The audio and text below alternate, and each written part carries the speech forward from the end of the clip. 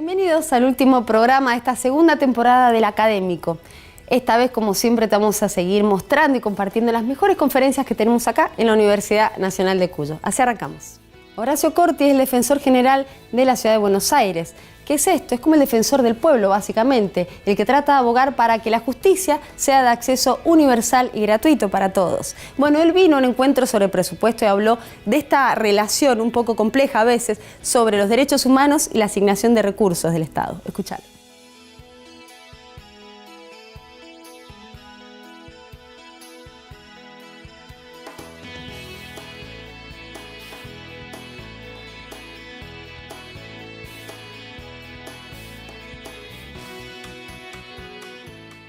Yo he sintetizado en el título de la exposición, que es la relación entre el presupuesto, el derecho presupuestario, la ley de presupuesto y los derechos humanos.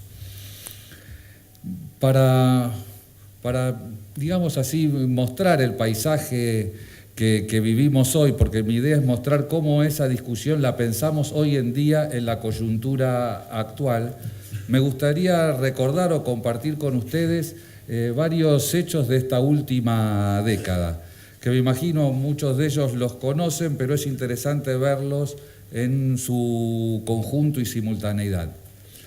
El primero que me gustaría mencionar es la suscripción del Fiscal Compact. Me imagino que hoy a la mañana Jesús en su exposición lo debe haber mencionado. En el 2012 se firma un tratado intergubernamental entre los países de la zona euro como consecuencia de la crisis del año 2008 y ahí se establecen una serie de reglas fiscales, reglas presupuestarias más estrictas de todas las que ya existían, como ustedes saben, en el proceso comunitario europeo desde su primer tratado originario y un sinnúmero, yo diría a esta altura, laberíntico de reglas sobre las restricciones presupuestarias. En ese tratado intergubernamental, una de las cláusulas es que los países se comprometen a incorporar las reglas fiscales al máximo nivel jurídico nacional. En ese camino, en ese año, en el año 2012, Italia reforma su constitución de posguerra del año 48, una constitución muy interesante porque está basada en el trabajo, es lo que dice al inicio de la Constitución, y que ya tenía un artículo 81 donde existía la institución del pareggio del bilancio, pero en virtud del Fiscal Compact, Italia reforma su Constitución y hace una regla fiscal más estricta que aquella que tenía. En el año 2016, la Corte Constitucional, ustedes saben que Italia tiene un sistema de control concentrado de constitucionalidad y hay un tribunal que se encarga de esa tarea, que es la Corte Constitucional, en una decisión 275 del 2016, tiene que resolver una cuestión justamente de un conflicto entre derechos y esta cláusula.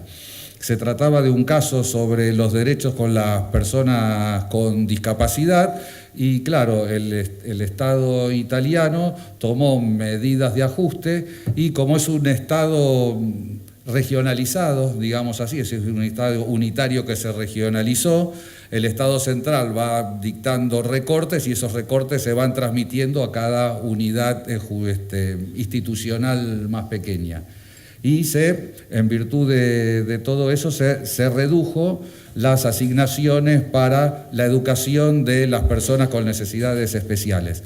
El caso llega a la Corte Constitucional y es muy interesante lo que dice, porque ahí se afirma de forma muy contundente que son los derechos lo que condicionan al presupuesto, no el equilibrio presupuestario, no tiene capacidad para afectar el núcleo indisponible de los derechos constitucionales. Una sentencia realmente muy interesante de la Corte Constitucional italiana. Como cuarto hecho, también como consecuencia del Fiscal Compact, España también modifica su constitución. Es la segunda reforma constitucional luego de la reforma o del dictado de la Constitución posfranquista en el año 78, es decir, es una sociedad política no acostumbrada a las reformas constitucionales, e hizo lo que se llamó una reforma constitucional express. En un mes hubo un acuerdo para reformar su artículo 135, que para que ustedes se hagan una idea sería el equivalente al artículo 75 actual de nuestra Constitución, las competencias de las Cortes en materia presupuestaria, y también incluyeron ahí el principio de estabilidad en ese artículo de la Constitución. Algo muy interesante porque siempre en España la comunidad jurídica fue discutiendo, bueno, reformamos la Constitución para incluir las instituciones comunitarias o las instituciones europeas y simplificar nuestro sistema jurídico. Nunca lograron un consenso y al reformar este artículo, pues por la primera vez que en la Constitución española se menciona a la Unión Europea, porque se dice que el principio de estabilidad va a estar regido por los índices que fije la Unión Europea. Quinto hecho que me gustaría mencionar también de España, también un control concentrado de constitucionalidad. Como ustedes saben, ahí también, al igual que en Italia, se hicieron políticas de austeridad muy fuertes, lo que nosotros llamamos, con nuestra experiencia ya de décadas, los planes de ajuste, y como nosotros sabemos y ellos están aprendiendo, uno de los primeros objetos que van a ser ajustados es el sistema de la seguridad social. Y seguramente es lo que nos sucederá nuevamente a nosotros si todo sigue como parece seguir. Y el Tribunal Constitucional Español, en una decisión 49 del 2015, dijo una frase muy fuerte, y vean el contraste con lo que dijo con la Corte italiana, que los derechos previsionales dependen de las disponibilidades del momento, y convalidó los ajustes al sistema de la seguridad social, que en ese caso habían consistido en la no actualización de todo el régimen previsional, por más que haya habido una ley general que decía que periódicamente se tienen que reajustar los haberes previsionales. Como sexto hecho, en el año 2016, el Comité de los Derechos del Niño, que es un órgano de las Naciones Unidas, es el órgano que aplica una convención, que es la Convención Internacional de los Derechos del Niño, que ustedes saben, estos órganos dictan diferentes tipos de documentos. Uno de los documentos que dictan, quizás los más importantes por su alcance general, son las observaciones generales, es decir, interpretaciones generales que hace el comité sobre los términos del convenio sobre los derechos del niño.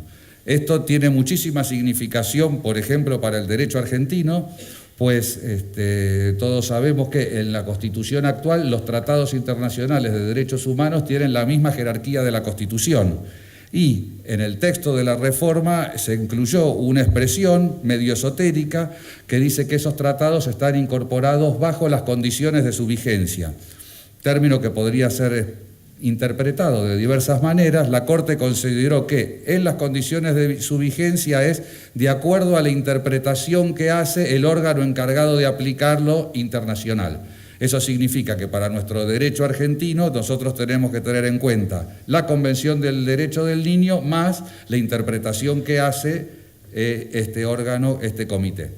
Bien, en el año 2016 dictó su observación general número 19, y es la primera vez que uno de estos órganos dicta una observación general exclusivamente dedicada a la materia presupuestaria. Esta se denomina Observación General sobre la elaboración de presupuestos públicos para hacer efectivos los derechos del niño, interpretación del artículo 4 de la Convención. Y como después me voy a referir con más detenimiento al contenido, pero lo quiero señalar como un hecho significativo. Un séptimo hecho también en el año 2016, y si quieren venimos a Latinoamérica. A fin del año 2016 en Brasil, el gobierno de Temer, luego del juicio del jury a su presidenta Dilma, un gobierno que en principio, de forma moderada, podríamos decir que tiene una legitimidad bastante débil, sin embargo, acomete una reforma constitucional y se reforma la Constitución de Brasil, incorpora algunas cláusulas transitorias. ¿Y cuál es el objeto de esa reforma? La materia presupuestaria. se incluyen dentro de la Constitución reglas que limitan el gasto público por 20 años. Se toma de año de referencia el 2016 y se dice a partir de aquí el MAS solo va a poder aumentar el gasto público de acuerdo a cierta evolución de los índices, etcétera, que están establecidos en la propia Constitución de Brasil. Y como último hecho, el octavo si no me equivoco, este año 2017 la Ciudad de México adquirió autonomía y dictó su propia constitución, un fenómeno análogo a la Ciudad de Buenos Aires, que tiene autonomía según la Constitución del año 94 y que tiene su propia constitución. La Constitución de la Ciudad de México tiene diversas reglas muy específicas sobre la hacienda pública y que, a mi entender, son un resumen de muchas décadas de procesos constitucionales referidos al presupuesto. Hay un artículo, el 5A3, que me gustaría leerles y que dispone lo siguiente: el ejercicio de la hacienda pública, o sea, se refiere a toda la actividad financiera pública, entonces incluye la actividad presupuestaria, se orientará al cumplimiento efectivo de los derechos. Expresión conceptual, a mi entender, de mucha fuerza. ¿Qué muestran todos estos ejemplos que yo les mencioné y podría haber señalado algunos otros más? Yo diría, parafraseando una frase del siglo XIX, y es que hay un fantasma que recorre el mundo, ¿no? No es ese fantasma del siglo XIX, sino es otro, y es el de las restricciones financieras, el de las restricciones presupuestarias, el de los ajustes, el de la austeridad, la expresión que a ustedes más le agrade o más científica o más del vocabulario coloquial. Y lo que muestran todos estos ejemplos muestra que el proceso no es lineal, que lo que está sucediendo hay una tensión muy fuerte, porque vemos situaciones, y todos los ejemplos que yo les mencioné tienen la peculiaridad de que son todos elementos objetivos del derecho positivo, es decir, no son opiniones políticas, consideraciones, reflexiones, sino hechos objetivos que suceden en el desarrollo del derecho positivo contemporáneo.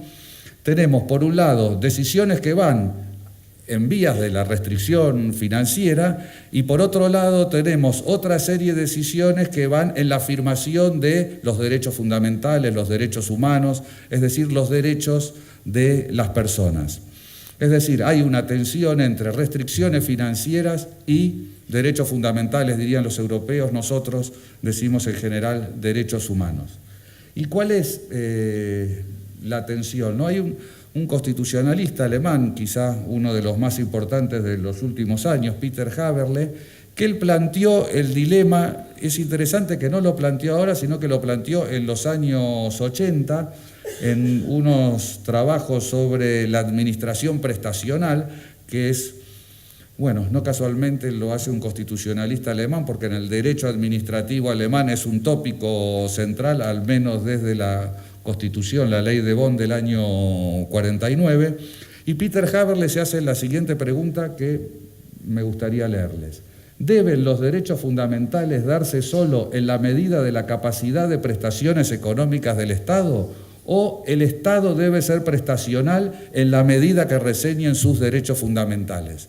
Es decir, ante conflictos concretos que vivimos nosotros cotidianamente en nuestra sociedad, ¿qué tiene que tener más peso? ¿Y qué va a ser lo que en definitiva va a primar? ¿Los derechos que establecen las constituciones, los tratados internacionales de derechos humanos, o las capacidades financieras, las restricciones financieras que en cada momento pueda señalar el sistema político?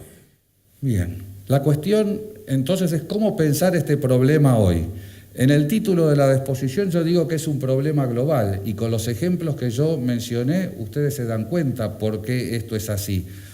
Yo digo que es el problema global porque si uno se pone, por ejemplo, solo estudiando lo que sucede en la Argentina, uno va a ver una parte del problema, pero en realidad hay otra parte del problema que solo uno la puede ver si ve el derecho europeo, y otra parte si uno ve el derecho judicial comparado.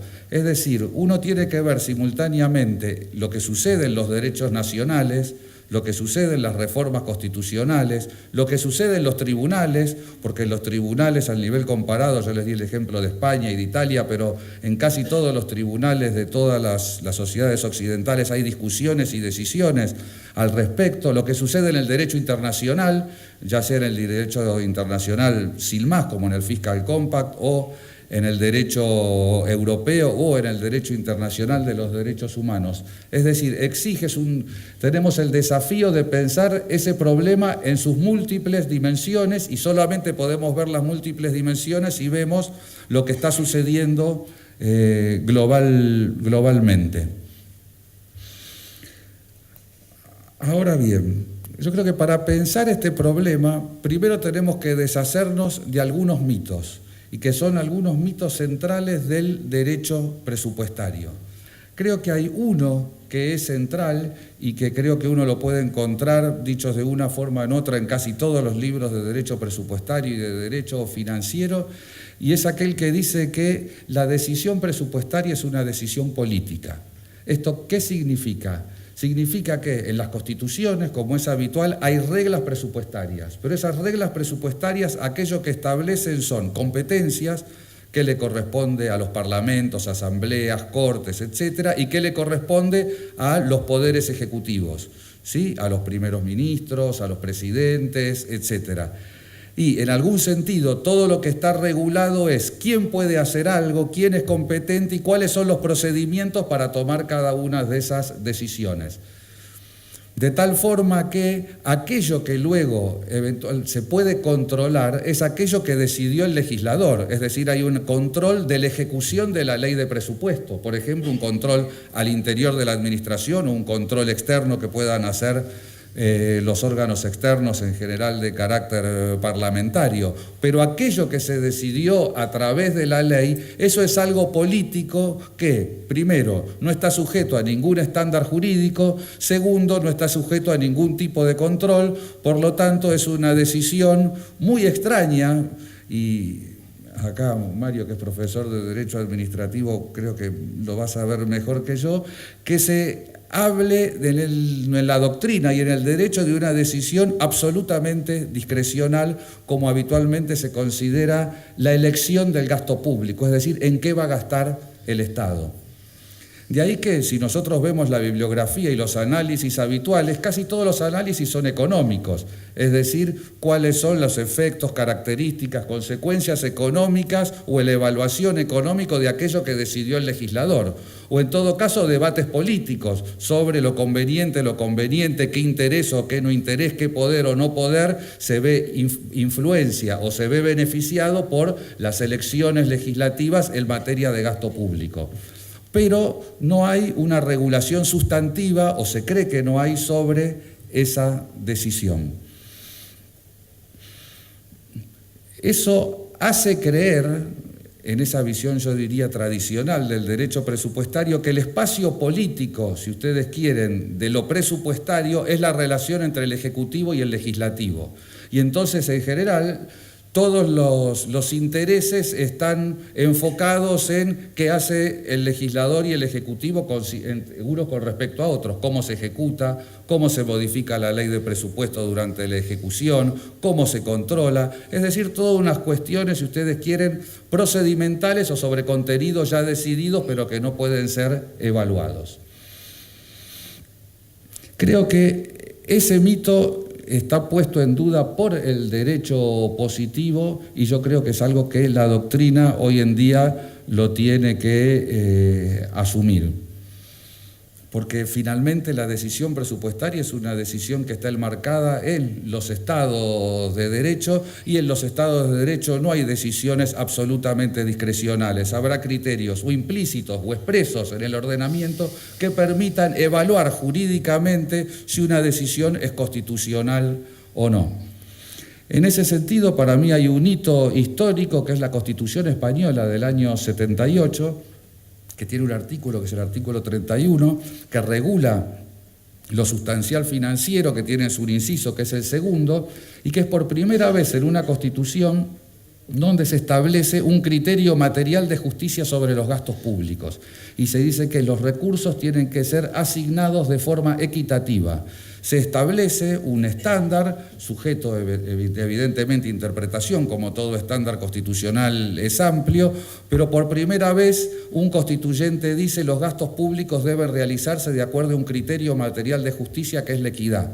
Y los propios constituyentes en el momento de ese proceso, porque es interesante, porque esa cláusula no estaba en el proyecto de Constitución, fue incluida en la discusión, el convencional que lo incluyó, que es el convencional Fuentes Quintana, expresamente dijo: hasta ahora hemos pensado la justicia en el tributo a través del principio de igualdad, de la capacidad contributiva, etcétera, los conceptos que se fueron elaborando para determinar que los tributos no pueden ser decididos de forma discrecional, sino que están sujetos a pautas jurídicas. Él dijo, lo mismo tiene que suceder con el gasto público. Entonces tenemos que pensar una justicia tributaria y una justicia de los gastos públicos y ambos conformar una justicia de la hacienda pública. Todo eso tiene que estar en la Constitución y todo eso a su vez va a permitir un control de constitucionalidad de la legislación presupuestaria. De los múltiples aspectos que podríamos desarrollar acá, porque creo que es el que menos conocimiento seguramente tendremos en común, me gustaría detenerme en 2 o 3 aspectos del derecho internacional de los derechos humanos. Que, como ustedes saben, es un derecho que se ha desarrollado a partir del fin de la Segunda Guerra Mundial. Se suscribieron 2 pactos, por una serie de cuestiones políticas del momento, un pacto de derechos civiles y políticos y un pacto de los derechos económicos, sociales y culturales, y luego se fueron añadiendo una serie de convenciones, por ejemplo, la que les mencioné, la Convención de los Derechos del Niño. Estos órganos internacionales que aplican los tratados, es muy interesante ver que desde que se establecen, que desde los años 70 hasta el día de hoy, viene generando una doctrina presupuestaria, es decir, órganos encargados de reflexionar y de interpretar los derechos humanos o cuáles son las características generales de los derechos humanos en el ámbito internacional, vienen reflexionando sobre cómo debe ser la práctica o la política presupuestaria a la luz del derecho internacional de los derechos humanos. Y es muy interesante que en más de un documento se dice expresamente que la política financiera de los estados no es discrecional, porque es una política que recibe condicionamientos del sistema internacional de los derechos humanos. Eso es un sistema cada vez más profundo y que es interesante ver que todas las primeras reflexiones fueron en materia presupuestaria y en los últimos años, yo diría a partir de la última crisis, cada vez hay más consideraciones en materia de política fiscal, es decir, de política tributaria. Algo que recién ahora los tributaristas están empezando a tener en cuenta, porque en los últimos años estos órganos, uno de los documentos que hacen son informes sobre, observaciones sobre los informes que hacen los países. Los países tienen la obligación de presentar un informe y el comité hace observaciones, y en casi todas las últimas observaciones hay juicios y reflexiones sobre la política tributaria, sobre cómo deben ser las reformas tributarias, sobre críticas sobre el sistema tributario existente, etcétera, etcétera. Pero me interesa ver lo presupuestario. Y si ustedes me permiten, me gustaría ver 2 o 3 puntos centrales que surgen de este entramado jurídico, que es un entramado muy complejo, ¿sí? Porque hay un sinnúmero de documentos que se generan. Es muy importante ver que el Comité de los Derechos Humanos, que es el que se refiere a todos los derechos civiles y políticos, ha sido muy tajante diciendo que los condicionamientos financieros, económicos, presupuestarios no pueden ser alegados para justificar una violación a un derecho civil o político. Y es interesante porque no es que ha puesto excepciones, ni matices, ni posibilidad de que el Estado pueda aprobar algo. Dijo, si hay un derecho, ese derecho está establecido, tiene una obligación inmediata por los Estados y los Estados no pueden alegar razones económicas para justificar una violación a uno de estos derechos. Por ejemplo, lo ha dicho en particular en una observación general número 31 referido a las condiciones de detención de las personas privadas de libertad, y dijo que los derechos de las personas privadas de libertad, dice literalmente, no puede depender de los recursos materiales disponibles en el Estado parte. Es decir, que respecto a todo este conjunto de derechos, al menos de acuerdo a la doctrina internacional de los derechos humanos, que a su vez es derecho positivo para el derecho argentino, no podría alegarse alguna restricción financiera para justificar alguna lesión de estos derechos. Y de hecho, esto es lo que ha dicho nuestra propia Corte Suprema, al menos en dos precedentes que ya tienen bastantes años, uno que se llama Rubén Badín y el otro que se llama Verdisky. Este último es más interesante porque es un caso estructural y donde el primer caso también es interesante, pues es un caso de responsabilidad del Estado, era un incendio en la cárcel de Olmos, en la provincia de Buenos Aires, y el Estado pretendió excusarse diciendo que no tenía recursos suficientes como para mantener en condiciones el establecimiento penitenciario. Y la Corte con claridad dijo, mire, esas no son razones válidas para no cumplir con los derechos de las personas privadas de libertad. El segundo caso es más complejo porque es un caso estructural, no era una situación individual de una única persona, sino que lo que estaba evaluando es todo el sistema penitenciario de la provincia de Buenos Aires a la luz de los estándares internacionales de derechos humanos. La provincia también alegó sus restricciones financieras y la Corte reprodujo sin más lo que había dicho 10 años antes en el caso Badín. Es decir, que las carencias presupuestarias no son una razón suficiente para justificar la lesión de un derecho fundamental. No quiero avanzar en esta cuestión judicial, pero acá hay muchísimos ejemplos en el derecho comparado. En particular, con las personas privadas de libertad hay una enorme jurisprudencia vinculada a la materia presupuestaria en el derecho norteamericano, tanto al nivel estadual como al nivel federal. Así llegamos al final de esta edición y además de esta temporada, esta segunda temporada del Académico. Como siempre, te invitamos a seguir viendo todo nuestro contenido audiovisual que está registrado en www.universidad.com.ar y ahí siempre haces clic en Un Académico. Te encontrás con todo lo nuestro, donde, cómo y cuando quieras. Hasta la próxima.